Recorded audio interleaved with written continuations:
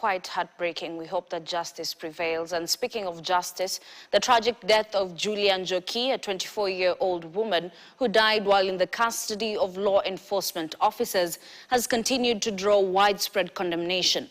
Njoki, who had been arrested during the SabaSaba protests, was first booked at the Nanyuki police station, then later taken to the Nanyuki women's prison after she failed to raise court bail. Njoki reportedly died at a local health facility after falling ill while held at prison. Head of communications at the Kenya prisons, Kristantas Makoha, has told KTN that Njoki was brought in with 4 others and 2 hours into admission complained of illness and was taken to hospital. Amidst this confusion, family now prepares to conduct a post-mortem on Tuesday. KTN's Francis Ontomwa has more details. 24-year-old Julia Njoki is the latest victim to die in the hands of security apparatus. Njoki was arrested last Monday during the SabaSaba crackdown and taken to the Nanyuki police station before being arraigned the following day and charged with malicious damage to property. In court, she was granted bail of 50,000 Kenyan shillings, which she was unable to pay. She was then held at the Nanyuki women's prison, and while at the prison, Njoki reportedly fell ill and was admitted to the Nanyuki Cottage Hospital, where she breathed her last.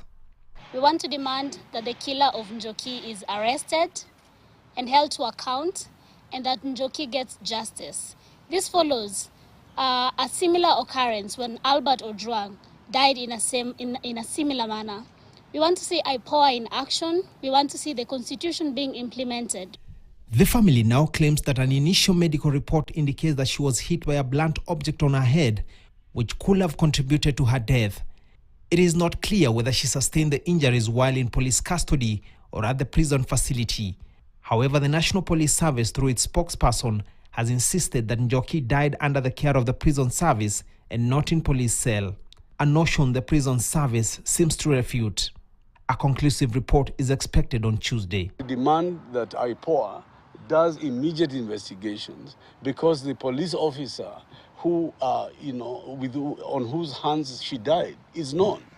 And that person should not only be arrested, but charged with a grievous crime of murder. Her death comes barely a month after a separate case involving the late Albert Ojwang, a 30-year-old teacher and blogger who died in the hands of the police after his admission at the Central Police Station, Nairobi. Francis Ontomwa, KTN, Nairobi.